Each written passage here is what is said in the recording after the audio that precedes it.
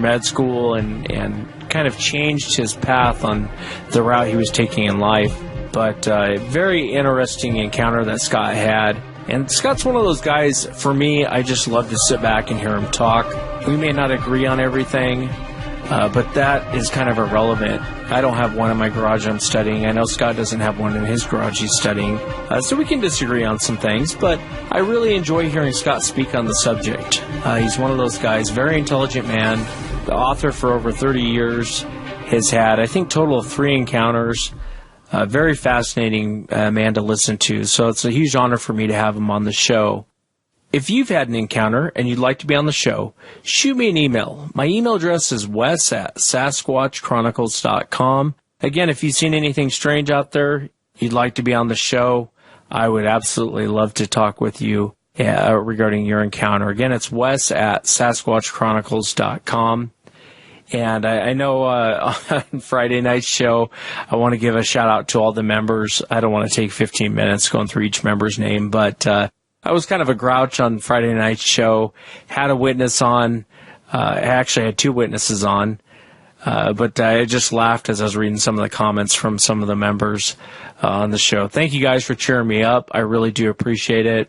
I know I had Justin on, and Justin had a flat-out fascinating encounter with these creatures. He actually had 2 encounters, but one of the main encounters he had, he saw this creature actually break the neck of a deer, pick it up, walk off with it. And what's interesting is he said it took its hand and slapped it against a tree. Didn't use a rock, didn't use a piece of wood, but he said it sounded like a wood knock. And his impression at the time was that it was ringing the dinner bell for everyone else. And, you know, I love to talk with witnesses. I love to get their impression on what's going on. But Scott had a very interesting encounter, and it kind of leads into tonight's show. He talked a lot about how there was a very large male that seemed to be running the show on the property, and they never really had problems with these creatures. They tend to live and let live. They don't go around these creatures. The creatures don't come around them. And I want to thank Justin again for coming on the show. Again, if you've had any sort of encounter, if you've seen anything strange out there, shoot me an email. You know, it's the littlest things I'm definitely interested in. Even like people see these little balls of light flying through the forest. I'd love to talk with you. And anything odd you've seen out there, I may have heard it before. So shoot me an email. I'd love to chat with you. Wes@SasquatchChronicles.com. Thank you so much, guys, for being here tonight.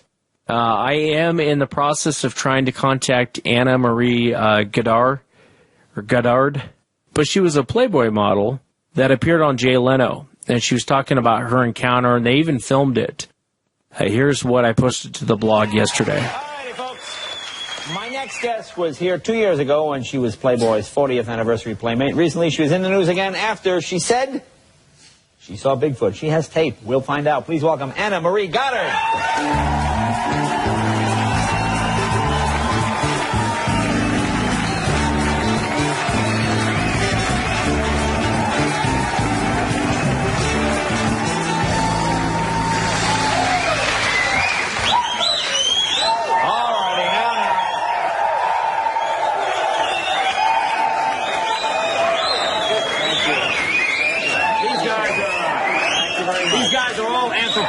Fascinated by this Bigfoot thing. I can understand that. Now let's get right to this here. Now, gobble. Let's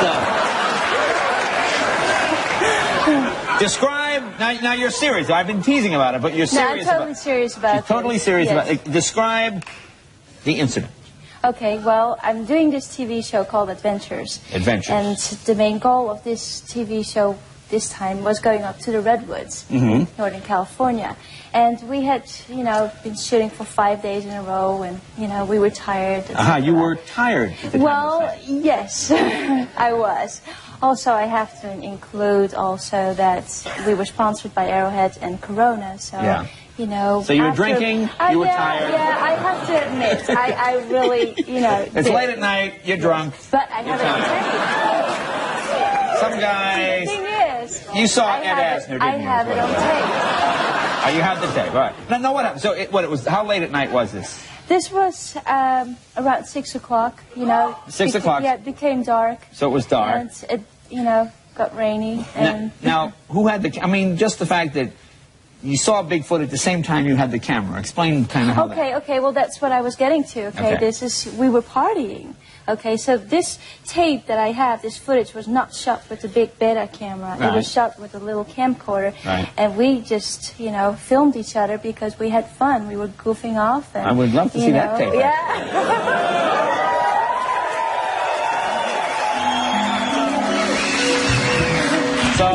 So that's why we were like filming each other, you know, being crazy, having the corona. Finally, you know, we could open those boxes and start enjoying those. Yes, we got enough plugs in. Yes, okay, now. Okay, beer. Can I just say that I believe you, Anna? Yeah. See? I'm sure that all the people here believe me. Well, let's show the footage and then we'll discuss it. Okay, here it is. Here it is. Take a look. Now, you be the judge. This is out of the window of the van. Now, this is... Where is...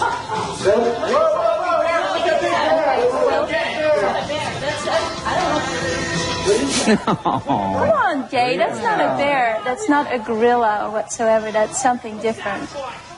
That's Bigfoot. Now, did the guys go out and chase after this? Yeah, the guy with the camera went after it, and then two other guys. And did they catch it?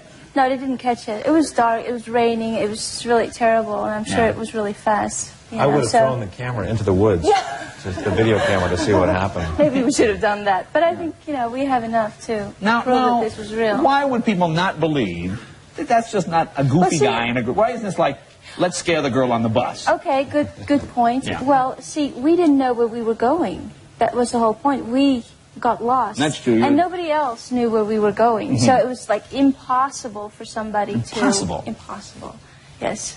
So that's why, you know. Now, have you shown this to any sort of Bigfootologists? Yes. Oh, yes. We have. Actually, a lot of researchers have looked into this.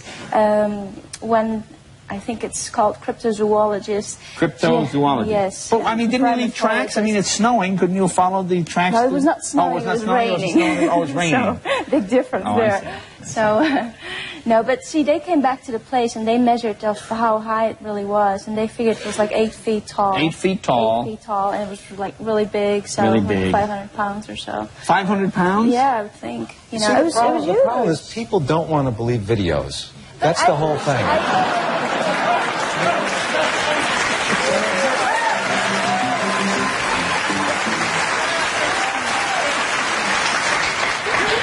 I have all the Playmate videos, and I don't have that one yet. But I have the one with the Playmate with the Loch Ness Monster, and that's very good. I believe that. Now, are you still? Do you still do Playboy things for them? Are you still? I still sometimes go on trips for them, promotions. Yeah. Yes. Oh, okay. Yeah. Okay. But I mean, what is the next thing that happens, like with this tape?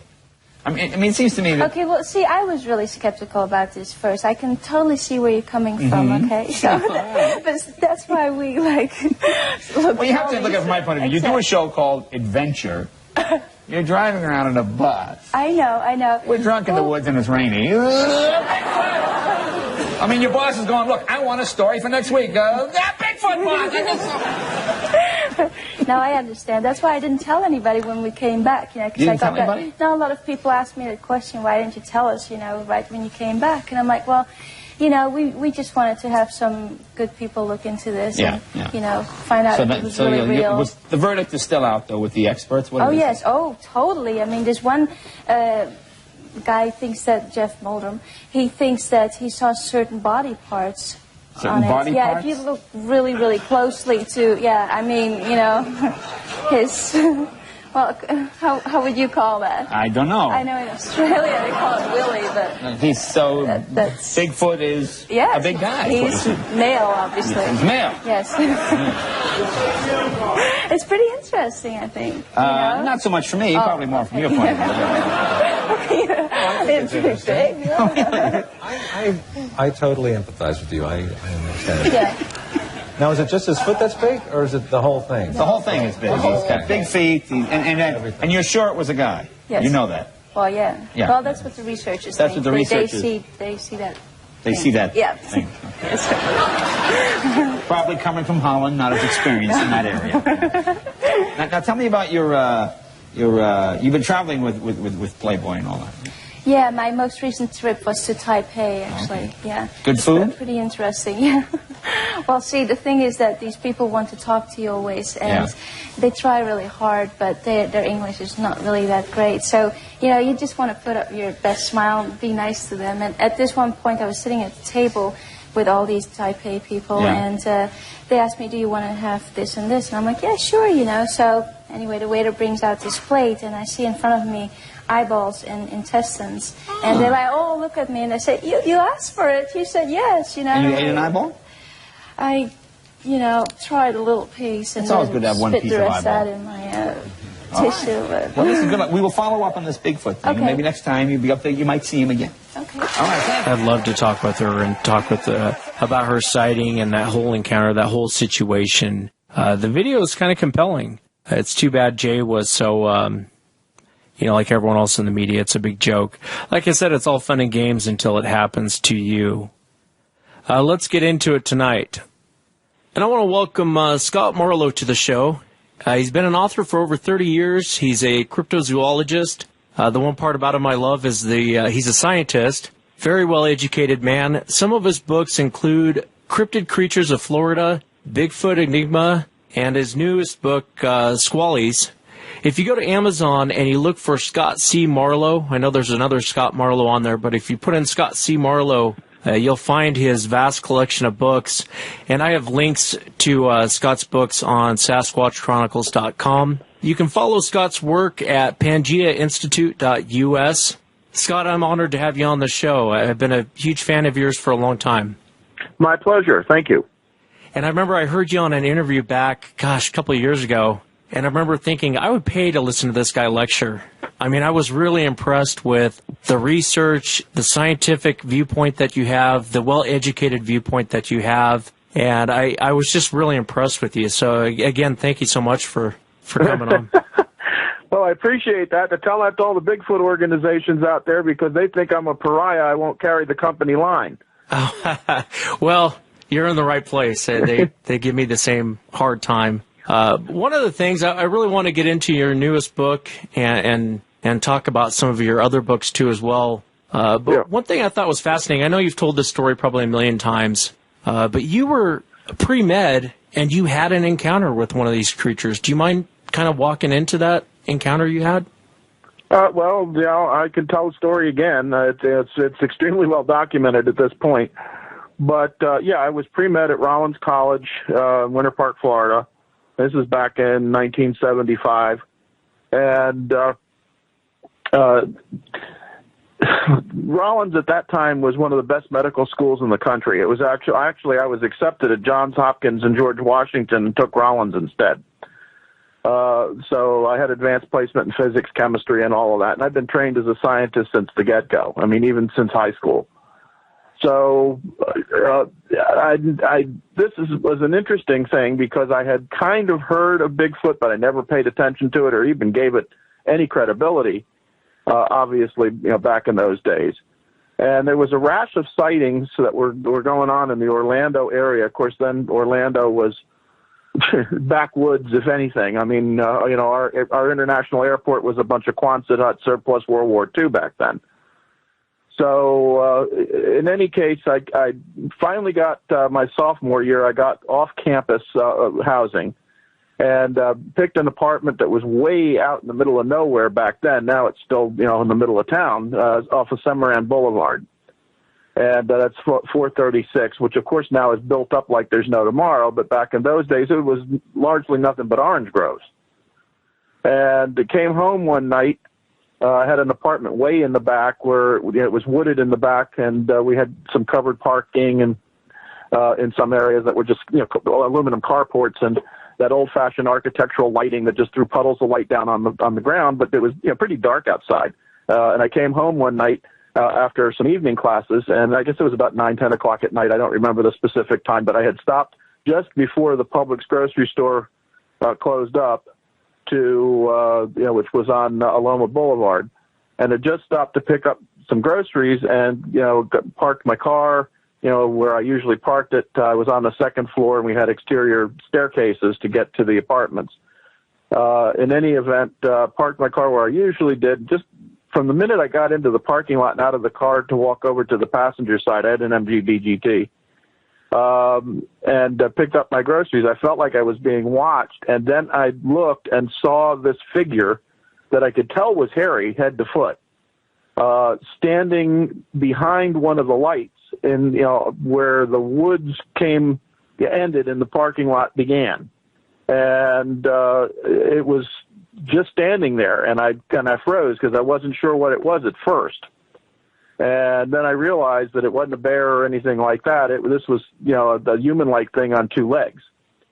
And it just stared at me a little bit. I could see the white of the eyes, but I couldn't see much else other than the shape and the fur against this backlighting kind of thing. And as I froze, it didn't seem to think I was a threat, but kept looking at the trash dumpster, which was off to its left, my right, as we were kind of facing each other, approximately, I guess, 30 to 40 feet apart. And in any event, when I saw that it started looking, more towards the trash dumpster, I guess I realized it was more interested in that than it was in me. And every time it changed its, gaze at me, I would take a couple of steps backwards when I found my knees and they finally stopped shaking. Finally got back to very, very slowly backing up, got back to the stairway, and, again, backing up the stairs very carefully with the groceries in my hand, just got up the stairs and got to the landing in front of my door. I turned to set the bag of groceries down for, however long it takes you to do that, just a couple of seconds, and then stood back up because I wanted to get the key and get in the apartment just in case the thing were to charge me. And when I looked back down, it was gone. Wow. That was my first experience. And there was no smell. So, I've to this day, everybody says they all stink like hell and they call it the skunk ape. I don't like skunk ape. I call it the swamp ape. But, now I realize that, at that point I thought it was Bigfoot. But, now I realize there are several kinds of Bigfoot after all of my research and travels around the world. So now Bigfoot to me is any hairy bipedal creature that is unknown or unexplained. And I use the local or the colloquial indigenous name for the creature now to differentiate the different ones that there are all over the place. That's a really interesting encounter because you hear, I've talked to so many witnesses now, and they talk about seeing these things go through trash dumpsters. Even here in Washington State, there's an area where it's kind of known that they go through the dumpsters in this campground. They really don't bother anyone in the campground, but they have been seen going through the dumpsters. This must have blown your scientific mind. Because I know you're very logical, you're very scientific in your approach, and then to see something like this. Well, you have to remember, back at that point, physical anthropology wasn't nearly as far along as it is now. We've discovered how many relic hominins now? Since that period of time, I knew I was looking at some close relative of a human because I'd had anatomy and all of that stuff. But what I know now is way beyond what I knew then. But I have known, and I kept this thing secret for years because, boy, in those days you didn't talk about it or you were a nut job. Yeah. And you would never get a job in anything. But it impacted me so much that along with the HMO crisis, because at that point they were converting over, it pretty much convinced me not to pursue a medical career. Wow, so it changed your life big time seeing this thing. Oh, yeah. I was much more interested in anthropology from that point on. Yeah, and it's interesting. You mentioned there's no smell. Out of the thousands of witnesses I've spoken with, very rarely is the smell ever mentioned. Well, I did have another encounter with Chester Moore outside of Orange, Texas. I'm not going to give up the specific location because he swore me to secrecy. But in any event, that particular time, we did smell them, and boy, they really reeked. But I think it's because we made them very nervous. They were throwing sticks at us and stuff like that. So, it was an interesting experience. It really, really was. Yeah, and I want to get into that. Two questions I wanted to ask you. What would you compare the smell to that you smelled in Texas? The one in Texas was like, and everybody laughs their butt off, but of course, you got the bayous down there. The smell, I can only relate to what I know from here in Florida, and it smelled like the back end of a seafood restaurant on a hot summer day here in Florida. Yeah, that bad, huh? Now, I've interviewed people, and they tell me that it smells like urine in a pine forest, and that's probably true too, of a different variety. But the swamp ape, it tends to smell very much like the swampy sulfurous water that it comes out of, and it reeks from the algae and stuff that it picks up, because they use waterways like our highways.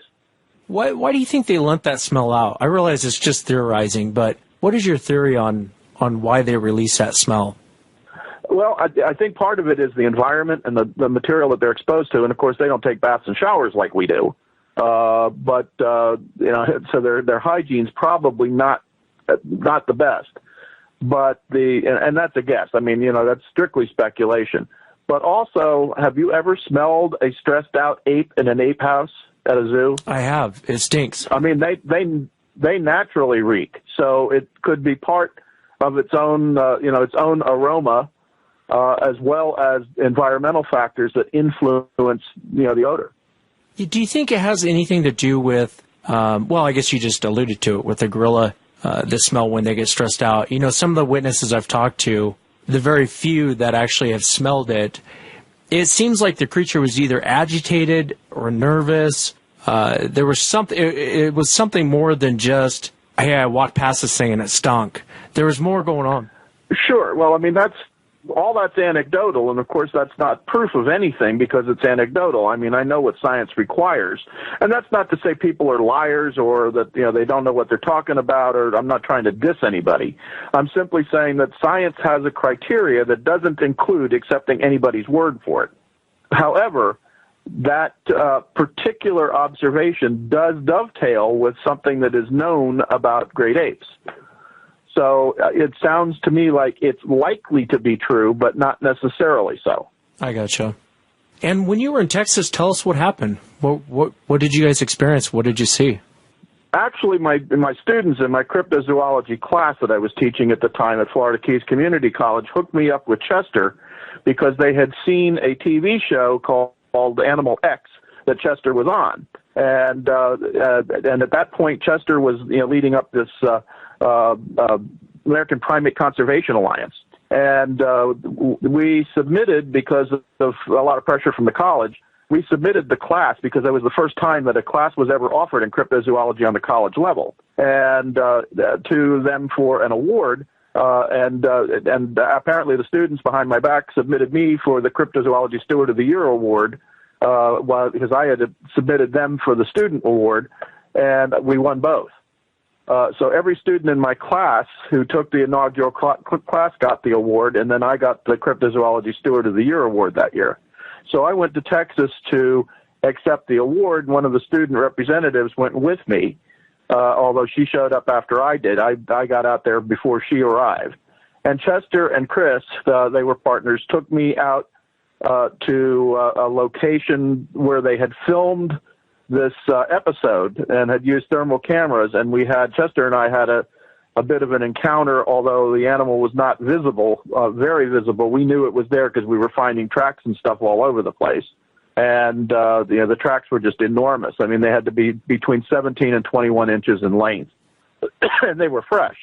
But as we were getting closer and closer and wanting to do a little more work, it started to downpour, and we got trapped in the rain, got out of there before it flooded.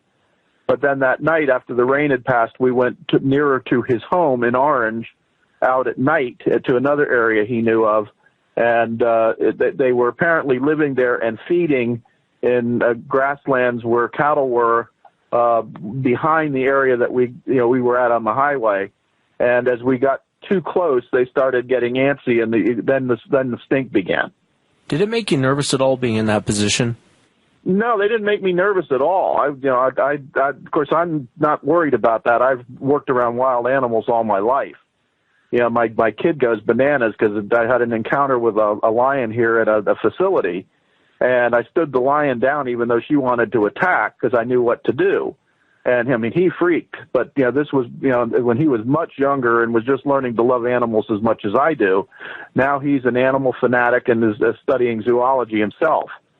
So and he's actually worked at a facility with big cats. So he's had quite a bit of experience now too. But I love animals, so they don't frighten me because before I do anything, I study them. I know what to expect. Yeah, and this subject's kind of tough to study for me, Scott. And I'll tell you, when I talk to witnesses, and we can talk about different types and your thoughts on that, but it seems like in certain regions of the United States, they tend to be more aggressive. Well, let me back up. The anecdotal stories I get, especially down south, when I say south, I mean like Texas, Arkansas, Mississippi, those areas, Oklahoma, they tend to be more angry. They seem to be more territorial. They seem to be more aggressive, real quick to come at you. And you don't. Well, I haven't had that experience, and most of mine have been in the South. But I mean, I can understand that, especially if somebody's running around carrying a rifle. But even in some situations down there, they just, I don't know, for whatever reason, I seem to get more aggressive stories out of there. Well, yeah, but also take a look at the historical record. Excuse me. If you look at some of the stories that I know Igor can tell you about Russia, the most credible stories about the Amnesty is, it kills only when somebody has attacked it or its family. Those are the only real aggressive stories I've ever heard coming out of there. And here, read President Roosevelt's account. Again, an animal was killed or hurt, and it took revenge. Well, I don't have a problem with that. Yeah, no, I hear you. I have never gone into the forest with a rifle. I know how to shoot. I can shoot real well. I just don't use it. I don't believe in them. And, if you followed my career, I am firmly in the no-kill camp. And that's what drives a lot of the Bigfooters out there nuts. Because, I'm radical about it. Yeah, I don't think there's anything wrong with that. And unfortunately, I think that these things have been shot several times. I was just talking to a guy earlier today, and we were talking about how it would be nice if this would come out and the government would just come out and say that these things exist. And it's just frustrating, sometimes with there's no pictures, well, I take that back. There is pictures, there is video. And I've made that argument too in the past. I've said, I got doctors, lawyers, scientists, police officers, hunters, thousands and thousands of people that see these things. We have foot tracks. We have cast tracks of them. We have audio of them. And there's actually some pretty good pictures and videos out there, yet it's a big joke. Well, of course, because none of that is acceptable scientific evidence. Right, and the only thing that's really acceptable is shooting one and bringing it in. Well, yes, of course that's going to work because you got the body. But the bottom line is you don't know what kind of damage you're doing to their ecology, to their social structure. And that's why I'm totally against it. I mean, you could wipe the entire species out of that particular group in that particular location by taking out one male, if their social structure is anything like a gorilla social structure. That's an interesting point. I never thought about that before. It's kind of like I was talking to a witness, the same witness I was telling you about, and he said on their property they don't really have any problems with them, but there's this huge male. Yep. And he was telling me that his grandparents have stories, their great grandparents have stories, they've lived on this for generations. And he said there's this huge male, and he kind of thinks the male keeps everyone else in line, but to where they don't come up, they don't bang on houses, they aren't slapping houses, they aren't coming up growling at them. And it's kind of a live and let live type environment, Which is very similar to the way gorillas behave. And I don't find that particularly surprising. The reason Louis Leakey sent Don Fawsey and Jane Goodall out to do the work they did with those members of the great ape family was because he thought they might give us some insight into early human behavior. Yeah, that's interesting. I honestly never thought about it from that point of view, Scott. If you shoot, let's say the gentleman I had on, if you shoot that one that's kind of keeping everyone in line, then what happens? Then it's kind of a mess.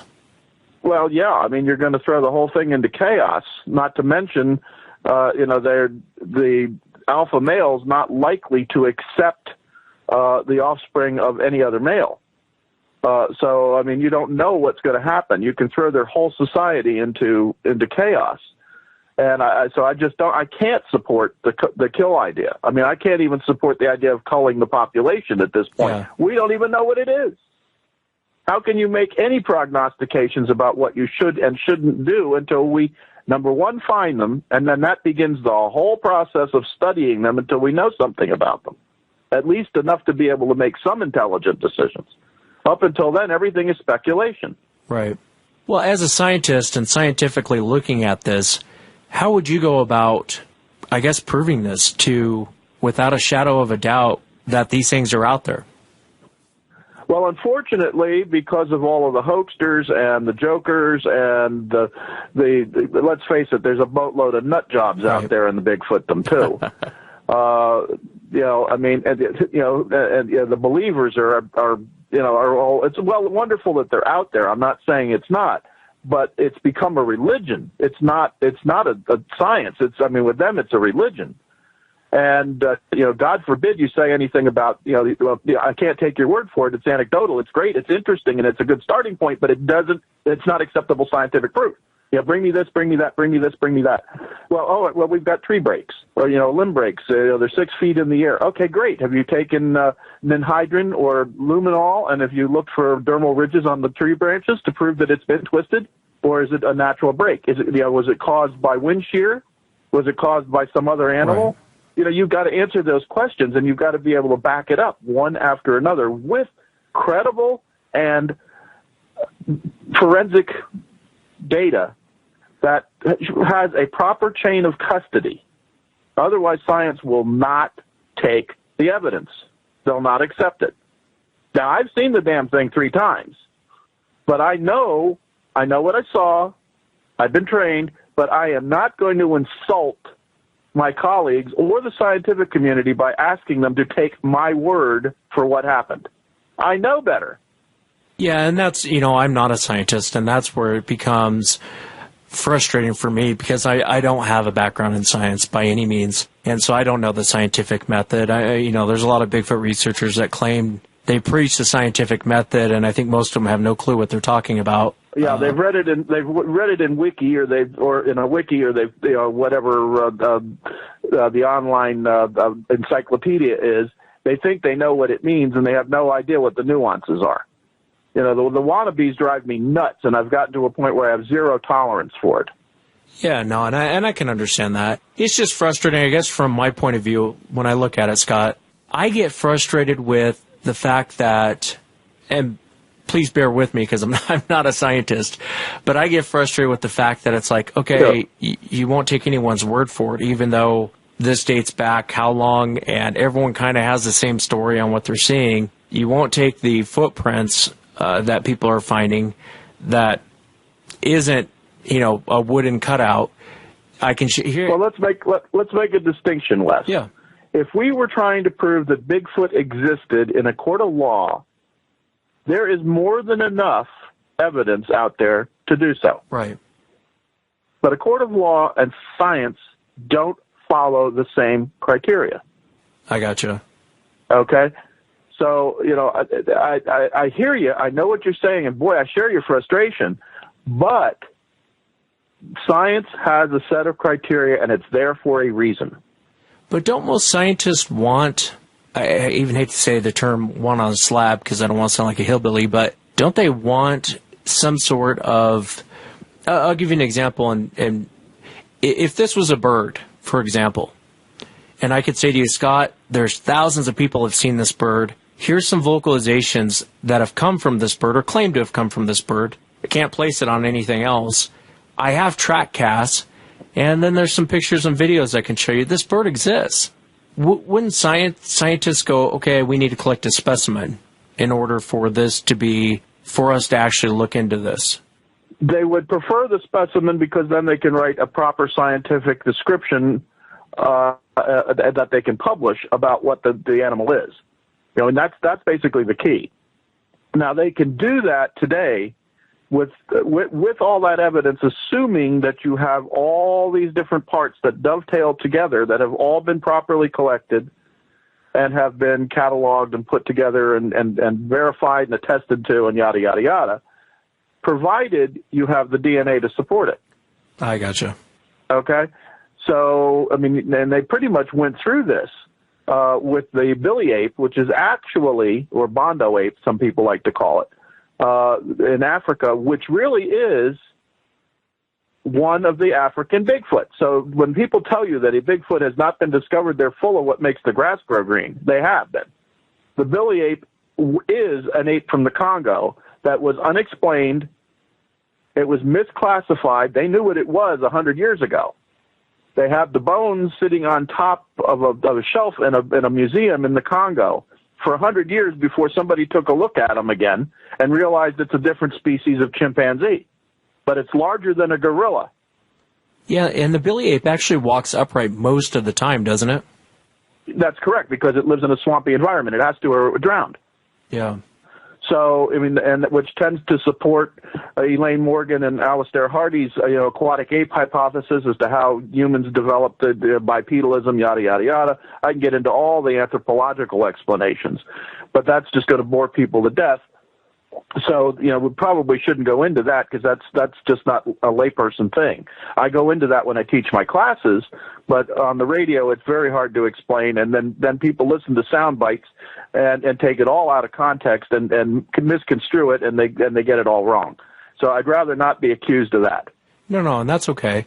I wanted to ask your opinion on the different types, and again, I guess this is a non-scientific conversation in the sense that I'll give you an example. I know, the farther east I go, especially the Northeast, when I talk to witnesses, and I realize, again, this is anecdotal stories, but when I talk to witnesses, I seem to get more of, it looked like a human in the face. Keep in mind, it seemed like a great ape's body, but the face was very human-like. And you get down south, like Oklahoma, that area, Texas, I get a lot of reports of, well, it didn't look like a human. It looked like a chimpanzee with the hooded nose, but it looked like like a very large chimpanzee on steroids. Well, and here again is the reason why I'm considered a pariah.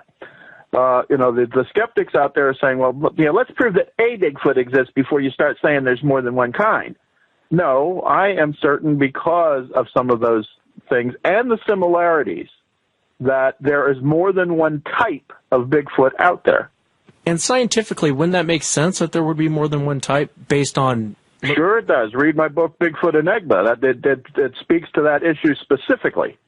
I've even put together, with the help of the illustrator who helped me with that book, Peter Lowe, put together a tentative, again it's speculating, a tentative taxonomic chart to show how the animal might be related to Gigantopithecus blacki, but a different branch of the same group, based on the latest physical anthropology research.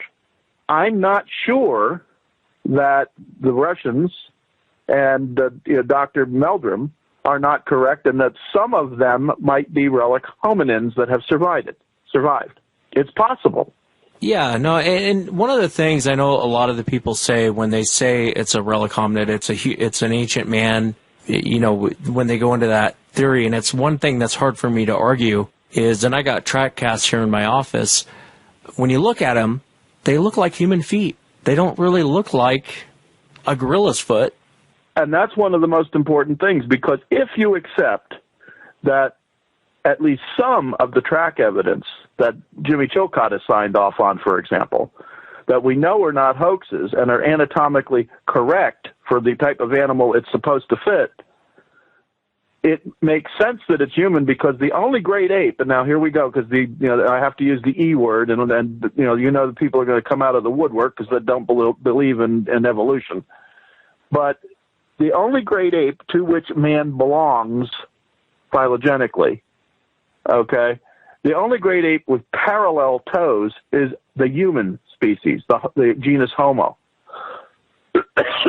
and the closely related oh God, my mind just went completely kerflooey. The Anthropithecines. When you're looking into these different reports, and I know you have, Scott, you've looked into a lot, and you've done some great research in the field, and that's the other thing. I don't understand why you're not more recognized than what you are. Because I'm not loud about it, and I'm not a media hound. Yeah, but, it's like I said, I would pay to listen to you lecture on some of this. I'd love to go to one of your lectures. When you're looking into this subject, what do you think Bigfoot is? I mean, are we talking about, in your mind, and again, I know we're theorizing here for people listening. It's not nothing's ever set in stone. But do you think we're looking at like a proto-primate, some sort of great ape, like you mentioned, with the offshoot of Gigantopithecus? Do you think we're dealing with an early man? I mean, what is your personal opinion on it? Well, here's the kick in the head. I think everybody's right. And what do you mean when you say that? Well, I think some of the animals are probably related to, if not descendants of, Gigantopithecus blacki. So there's my nod to Grover Krantz. I think that a different branch of the same genus group is responsible for the swamp ape, but the swamp ape evolved from the Oreopithecus, which went west from Africa, as opposed to going east from Africa like the Gigantopithecus did. Follow me? I do. You're talking about, are you talking about the Atlantic land bridge coming over from there? Yeah. Yes. We know that their fossil remains have been found in the Mediterranean basin. We know that the Vikings and some of the Gauls from France in that area, the Clovis people, made it to North America going going west from Europe. Now, I'm not saying they traveled with them, but they could follow the same path. But you also have to remember, Oreopithecus evolved into an upright walking ape 4.5 million years before Lucy, our nearest relative, to walk upright. And wasn't that known as a primate that actually swam, that was more into the water? Yes, it was an aquatic ape. I mean, it makes sense. You know, Europe and America were much closer together. The water level has changed dramatically. So the evidence of their migration would be under 80 feet of water now. Yeah, and that part's fascinating to me. You know, I'm sure you've heard of reports of Sasquatch swimming. Yeah, I have. And the swamp ape is reported swimming a lot down here. Yeah, it's interesting. Even where I'm at, the Columbia River, I remember there's this old woman that lived next to the Columbia River, and everyone thought she was crazy. But she said that the apes would swim across the Columbia at this one spot. Well, as I said early in the broadcast, they use rivers, lakes, streams, and waterways as their highway. So, yeah, of course they can swim. And then the people who think that not monkeys, but chimpanzees, orangutans, and the other great apes don't swim are nuts. They do. They don't necessarily like water, but they do. And I've got plenty of pictures that I've taken in Africa to prove it. No, I know. I've seen it on YouTube. I've seen them swim. Yeah. So, I mean, there's so many misnomers out there, and this is my point. You got to know what your quarry is to know what they're capable of before you go out and try to do anything. Now, if you want to make contact, okay, those people who are talking about habituation, I agree. But who's doing habituation studies out there where they're actually living in that area like Dion Fawzi did and Jane Goodall did perpetually until they make contact? No one. Nobody. Yeah, no one. You can't come and go as you want to and expect that they're going to adapt to you. Do you think these creatures, in your own personal opinion, do you think they would adapt to man being in the same area? Absolutely. As long as we don't pose a threat, we don't threaten their offspring, we don't threaten their food supply, they have no reason to dislike us or worry about us. And they will eventually, because they're like all mammals. They learn by observation. That much we know. That much we can be certain of. They're watchers. And I'm not talking about the biblical watchers. Don't mistake that. But they observe, and they make their decisions based on their observations. Yeah, I tend to agree. It's me and another witness were just talking before you came on, Scott, and he was saying his grandfather told him, "Don't point a gun at it, and you should be okay." And so, he was kind of wondering, well, how does this thing know what a gun is? And you're right, it's just through observation. They've seen it. They've seen what these things can do. I'm assuming. No, I'm sure. Look at all the hundreds of years they've had to learn. I mean, one of the books that I wrote that you neglected to mention, which I'm sure was an oversight, was Bigfoot in Art History. I did see that one, actually. I didn't mention it because you have so many books, but yeah, that is one I actually wanted to get. Well, that's a little highbrow for most people, but if you follow the development of the art from the beginnings of it up until the period of time when I stopped the book because I'm planning a second volume, you're going to see that the acceptance of the creature changed over that period of time, that's a couple of millennia. At the beginning, they were treated just like they were one of us. But as people differentiated, something happened, and they were more relegated to the background, apparently because they began to get persecuted or shunned. And then, of course, in the medieval time, people with hypertrichosis and oddities like that, it became circus sideshow type stuff, where they were kept in cages, and the Zana story too. Yeah, and that's not Middle Ages. That was 19th century. So, why would they want to have anything to do with us? We haven't done anything to them but turn them into a curiosity and confine them when we find them. Well, and what's interesting, and I don't know what you do with some of these reports, Scott. I've had people on the show. I'll give you an example. I had a guy one time who just bought a cabin out in the middle of nowhere, and he is constantly being harassed by these things.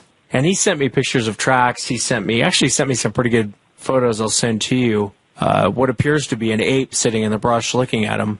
But he says that ever since he moved into this property, the house gets slapped. They'll come up to the windows and growl at him. They'll try and turn the doorknobs. Just very aggressive behavior. Every time he goes out to his car, he's getting something thrown at him. And I don't know if that's more of a territorial display, but really, what advice do you give to a guy like that? And this guy's terrified. Well, it's easy. All he's got to do is start gifting them. Like with food? Yeah. Now, I'm not crazy about the idea, but he has to become their friend. Much as Diane Fossey became associated with and friendly with them, the guerrillas realized that she was no threat to them. And then they had no problem sharing their space with her. But, he's coming into their home, making himself at home. And, how would you feel if somebody you didn't know walked right in your front door and said, "Here I am, live with it"? Yeah, I guess I can understand that. But, that's not real scientific. You're kind of changing that animal's behavior, aren't you, by feeding it? I'll give you an example. There was a guy that was in the military, and he did that exact same thing. He was feeding these things, and then he left on deployment. Well, guess what happened when he left on deployment? Everything on his property got destroyed. The goats had their necks snapped. This thing went on a rampage. You don't really suggest that to people, do you? Yeah, of course, they were looking for the food. They became accustomed to it. That should have been expected. But you wouldn't, would you really advise someone to do that, to feed these things? Well, I don't like the idea, but I'm saying that's the only way you're going to make friends with them.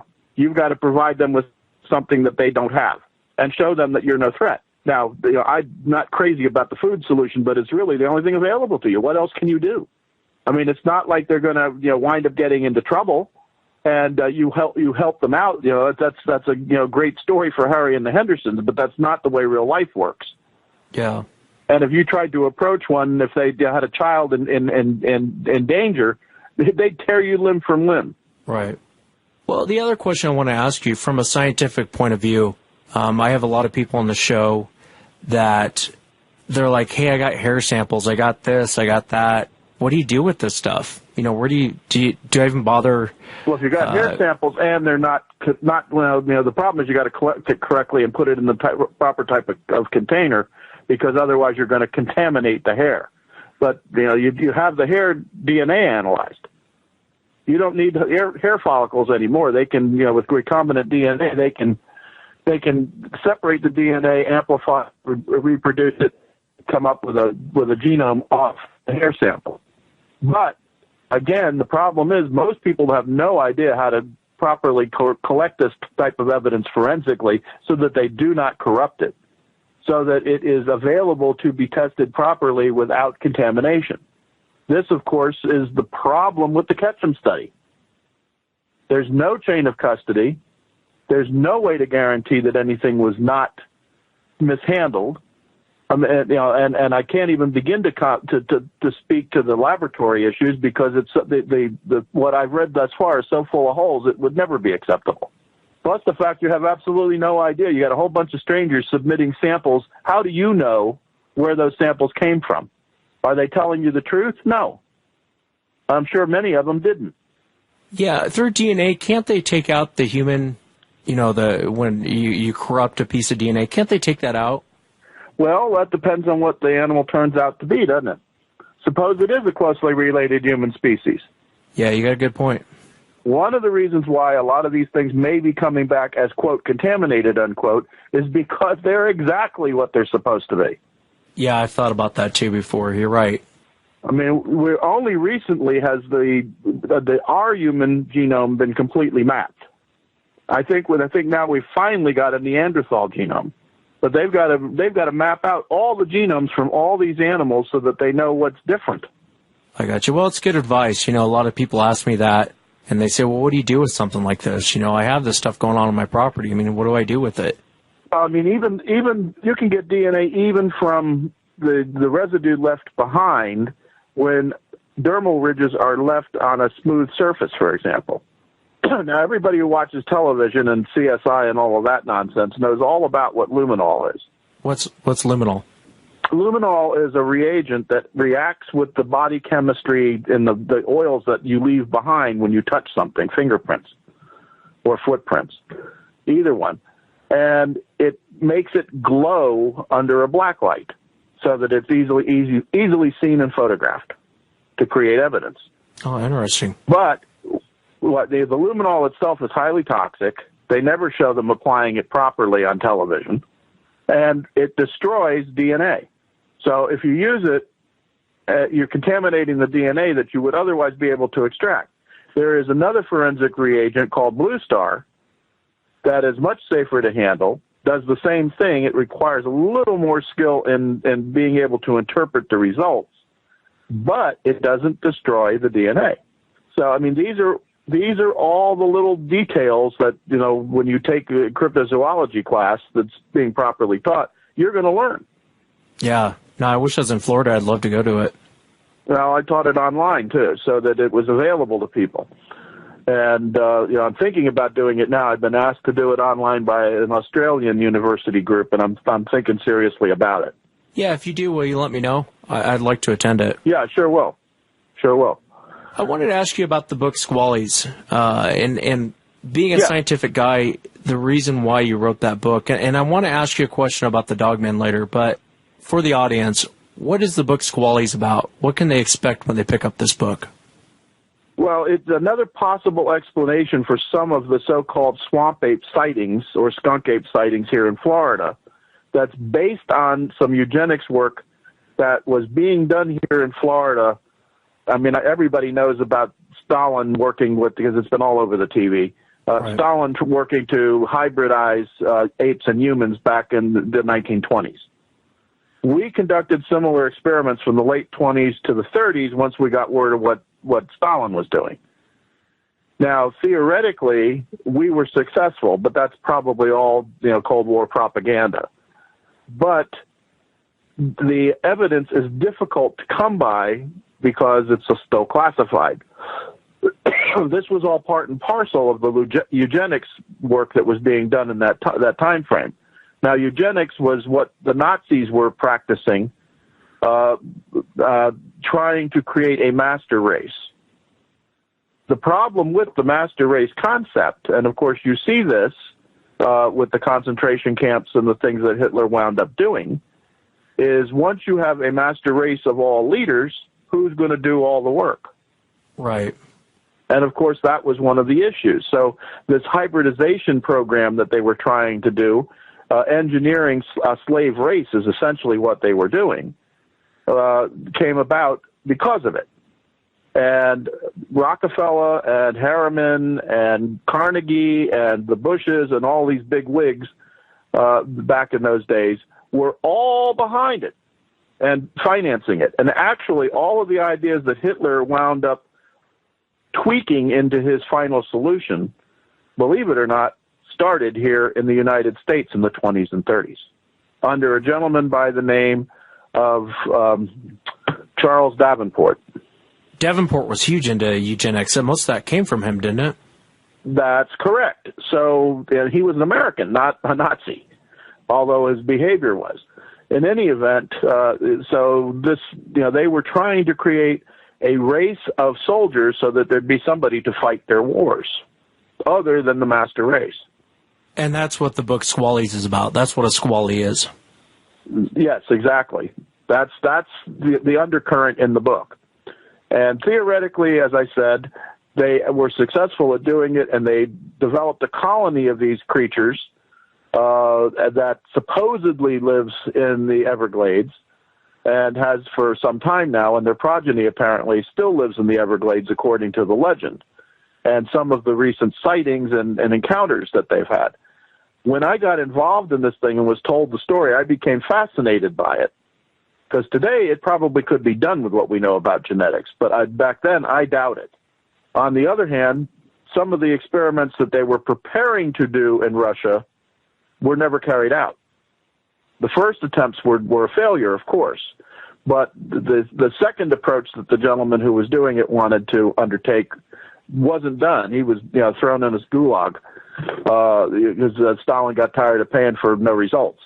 But the bottom line is we may have pulled it off. I don't know.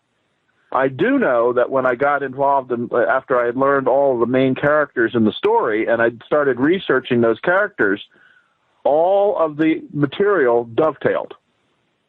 And I mean so neatly that I couldn't find a hole in it.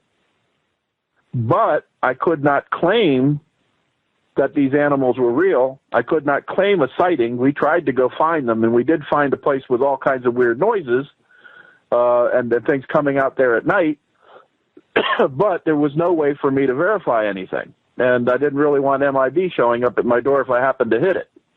So I wrote what amounts to be a fictionalized version based on fact. While the story itself is completely true, and all the people in it are completely real, and if you do the research on the individuals, you're going to find what I found. But then I've got to give you two things that are really crazy here. How should I put this? Well, for one thing, the Monroe Station, which was figured centrally in this story, was a surviving relic of the time frame that this took place in, which is 1931. And Al Capone and his bootlegging gang and all of the Glades people that were associated with it all figure into all this. But the issue is, as soon as my story came out and people knew about it because it had hit the radio, guess what burned to the ground? What's up? Monroe Station. Really? So if there was any evidence in there, the evidence is gone. Now that's interesting. Very. And I've had other things that have been snatched away from me since. So I have a feeling I got too close to the mark with the story. But the only thing in the story that is not absolutely true, although it probably took place in something similar, was the dialogue between the characters. Because I wasn't there. How would I know what the dialogue was? Right, right. But I know what the events were, and I know what the actions were based on the research. So all of that's true. Yeah, that's interesting. So are you thinking, and I got a couple things I can tell you about that, but I wanted to ask you, do you think, so the government probably knew about these creatures, and pre-World War II, they were, hey, let's mix this. We know about Sasquatch. Let's try and mix this with human DNA and create these super soldiers. I mean, Stalin's doing it, but you can best guarantee almost every nation on the planet's probably trying to do the same thing. Well, China's tried to do it subsequent to all this, too. Do you think they were mixed? Do you think a squally is basically a mix between a Sasquatch and a person? I don't know. That's a good question. Is it possible Bigfoot is engineered? I don't know. It's possible. I gotcha. Is it possible the monkey men, which I spoke to when I did the show with Bill Shatner? Weird or what? Is that, and I said it in that story. I mean, I was essentially telling squallies on the basis of the monkey man story that was coming out of India at the time when I did that for Bill.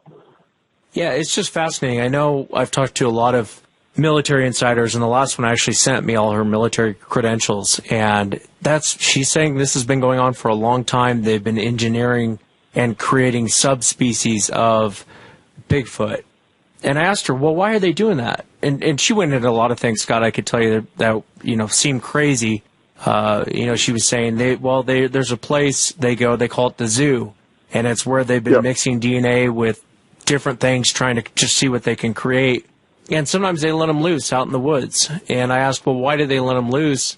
And she said, well, they track them, but they do better outside of the laboratory. And so that's kind of the theory behind it. But they were trying to weaponize these things. And we got in a conversation about the dogman. And before, I used to always blow off the dogman until I really started listening to a lot of witnesses. And witnesses that don't know each other. Yeah. And they're very consistent on what they're talking about. When her and I were talking, she said it's a genetically engineered freak show. That's basically what the dogman is. It's not a natural creation. It's something that's been modified and created. And I want to know what your take on that was. Well, I don't dismiss anything because of the genetics that we're able to do today. And what they announce is probably a microcosm compared to what they can actually pull off. You know, don't forget, I've been involved with some of the guys who were trying to clone mammoths. I've actually provided samples that we found in fossils down here of Columbian mammoths for them to clone. So, I mean, I know the genetics. I've been separating DNA from E. coli cells and other tissues since I was in high school. Yeah, so it's really hard to rule this stuff out. Well, I mean, here's a thought, and I'm going to give a little nod to the UFO people out here, because I don't really buy all the UFO nonsense, but whatever. Suppose they did. Suppose the Anunnaki stories are true. Is it possible, and this again is speculation, I'm not telling everybody to grab it and go run into the hills to shout it, because it's just a theory, an idea. Not even that, it's a hypothesis. Is it possible that Bigfoot is what humans would be if they hadn't engineered humans? That's an interesting thought. I never thought of that before. I mean, you know, the Hopi have legends similar to the Assyrians or the Sumerians. Yeah. Okay. I mean, you know, some of these things have such incredible similarity. It's more than a coincidence. Yeah, I tend to agree with you on that. I tend to agree. Even, you know, from thousands of years from one group that's on the other side of the planet is basically describing the same thing. You know, there's no way they could have known. I agree with you on that. There's too many coincidences for it. Well, read my buddy Rick Osmond's book, Secret of the Golden Bear, or something like that. I can't remember the name of the book, but I know Golden Bear is in it. Or the Caves of the Golden Bear. I think that's it. You know, there is no question in my mind, and it was before I even read his book, that there have been more advanced civilizations on the planet before us. And there's no question in my mind that the so-called primitive ancients were far better traveled than we give them credit for. Now, how they got from point A to point B is anybody's guess until there's some evidence provided. But the fact that they were here is all over the place. There's evidence everywhere. And that's honestly where I have a hard time with evolution. You know, the whole caveman theory, and we just kind of we evolved from apes. And, you know, you go back, you look at stuff the Egyptians were doing, these ancient cultures. Let me back you up. We didn't evolve from apes. We evolved with apes. That's the common misconception, and that's what drives all of the anti-evolutionists crazy. We did not evolve from a monkey. We all evolved, or from a chimpanzee. We all evolved from a more primitive life form and branched off in different directions because of genetic mutation. And DNA has proven it beyond the shadow of a doubt. It's no longer a theory; it's a fact. It's supported by evidence. You know, I'm sorry, I had to get on the soapbox there, because then I start hearing the missing link stuff and all of that, and I go bananas. No, and I agree with you on that. I look at, I'm somewhat of a student of history, and I look at, you know, like what the Egyptians did, what all these ancient cultures did, stuff we can't even do today. We don't even have equipment to cut the blocks or lift the blocks or build what they built, or the mathematical technology they had, the advanced knowledge of mathematics, the advanced knowledge of astronomy, and it's just like, I almost think we're a dumber version than what we used to be. Part of that is because some of the repositories of ancient knowledge were destroyed through the millennia, i.e. the library at Alexandria at the hands of Caesar. And I'm sure there were others. That wasn't the only library in the world. So a lot of that stuff is lost. And, of course, the ruling class doesn't want an intelligent lower class. Right. I agree with you on that too. So access to all that stuff is going to be restricted. And there's probably an interesting reason for it. Sometimes I can't define it. I don't understand why, when I discovered a museum that actually had the red-haired giant skulls in it, that was going to allow me to extract a tooth to have the DNA study done to find out what they were, why I got a telephone call from the government saying, you can't do that. It's Native American Repatriation Act stuff and yada, yada, yada, yada, yada. You can't, we're not going to let you do that. Well, sir, do you have any idea what the story and the legend is behind the red-haired giants? They were not Native Americans because Native Americans persecuted them and killed them. Well, I don't care. It's still yada, yada. You can't have them. And then the skulls disappear. Yeah, and it's interesting too. That's the part that really frustrates me, because it's like, well, what are they hiding? Exactly. What is it they don't want you to know? Right. And you see that today, like you can go back historically, and it's like, God, we found giants here in the United States. People were digging them up like crazy, yet you won't find any giant skulls in any museum. It's like, well, where did all this go? Oh, it's all there somewhere. Believe me, they're never going to throw out anything they want, but it has been so hidden, and we're told only what they want us to know. Yeah, it's frustrating. It's very frustrating. I was really, really lucky with my anthropology class. I had a Professor Roland Fish. I had a professor that accepted the work I wanted to do on Bigfoot, loved the research directions I was taking, with material that, you're out in California. You know where the Calico Mountains are? I'm in Washington. Oh, Washington State. Okay. Well, I know about work he did with Ms. Simpson in the Calico Mountain area, where they had found tools made by early man that are virtually identical to those found in Olivai Gorge in Africa. Really? Yes.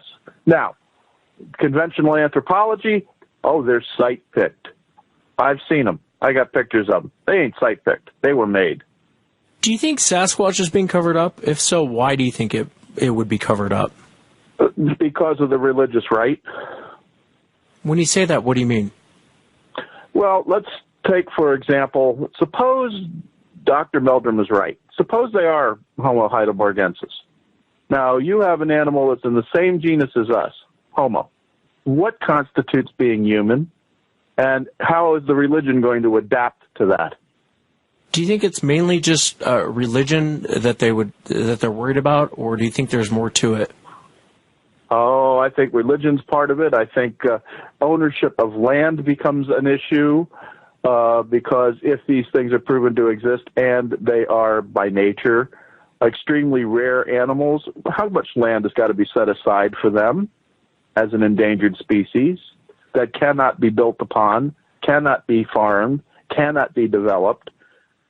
When you have a nation of real estate tycoons and moguls that want to get their hands on everything, including all the state parks. Look at how unglued people came in the 1920s with the Scopes monkey trials. And, I mean, look what Trump's done to everybody. You don't think that's religion-driven? I think that has a lot to do with it. I think it's more than just one simple answer. I think there's a lot of different moving parts to why it doesn't come out. All of which means the ruling class loses. So, of course, they're going to suppress it. One of the main reasons, I think, is going into your Squally's book. I think if it came out and they started doing DNA tests on this, if they have been messed with through DNA manipulation, then someone's got to answer for that, because they've been known to be around for a long time. Well, look at the names who financed it: Rockefeller, Harriman, Carnegie, Bush. Yeah, the ruling class. Yeah, and again, I'm not sure what I'd buy, but who's involved in the Bilderberg Society? Right. I mean, the parallels bother the hell out of me, and that's exactly why I wrote the book. It has bothered me since I learned about it back in college. I knew something was up. I knew it was wrong. And I knew Hitler I knew the United States was heading down that road, and I see it doing it now. Exactly what was going on in Nazi Germany, and it bothered the holy hell out of me. And it still does. Well, and it goes back to what you said earlier, that's always bothered me is, especially with the DNA manipulation, if they let out, I think it was the UK that came out, and they're trying to pass a law to make it that hybrids and what's the term? What's the term when you mix DNA, you create a... You're talking about gene splicing? Yeah, but when you actually create something from it, there's a name for it. Cloning. Nah, I can't think. If I said it, you'd know it. Anyway, the point I was trying to make is, for these hybrids, these manipulated DNA freak shows they're making, the UK has actually come out and they've passed a law to provide rights to hybrids that they are manipulating, that they're creating. Oh, yeah. Well, there you go. That's the Jurassic Park solution. Let's patent it. Let's get control of it. Let's slap it on a lunchbox and make money on it. Yeah, and it's scary. It's scary that that's going on, and it doesn't really seem like there was a blip on it on the internet. I'll have to send it to you, but there was a very small blip about it on the internet, and I thought, well, no one's outraged about this, and I looked it up, and it's like, yeah, this is true. This is actually a law that the UK passed for hybrids. They're creating DNA freak shows for protection. Well, if they're trying to pass a law for protection, they're well more advanced in doing this than what they're saying or what's actually come out. Of course. No question. Scott, I want to thank you again for coming on the show. If you guys get a chance, definitely go check out his books. I got a link to it on SasquatchChronicles.com. Scott's written more than just Bigfoot, cryptid, squally books. I mean, he's written everything from golf to... he's got a long list in there, and I highly recommend getting his books. Go to PangeaInstitute.us to check out some of his work. And Scott, it was an honor to have you on the show, sir. I really do appreciate you coming on. The honor's all mine. Thanks for having me. Thanks so much, Scott. And again, look up Scott C. Marlowe. You can find him in your local bookstore or Barnes & Nobles. It was a real honor for me having Scott on. I'm a huge fan of his. So, Scott, thank you so much for coming on. Again, if you've had an encounter and you'd like to be on the show, shoot me an email. My email address is wes@sasquatchchronicles.com. That's it for tonight. I will see you guys back. For the members, I'll see you back midweek. Otherwise, I'll see everyone back on Sunday. Have a good night, everyone.